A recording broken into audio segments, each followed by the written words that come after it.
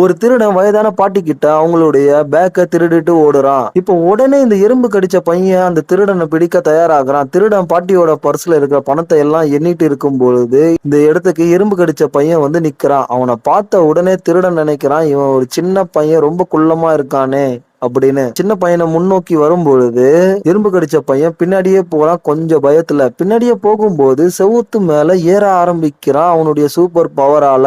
இப்ப எறும்பு கடிச்ச பையன் ஒரே ஜம்ப்ல தாவி திருடனை கீழே தள்ளி புடிச்சிடுறான். கண்ணாடி போட்ட பையன் திரும்பவும் எறும்பு கடிச்ச பையனை செவுத்துல ஏற சொல்றான். ஆனா அவனால செவுத்துல ஏற முடியல.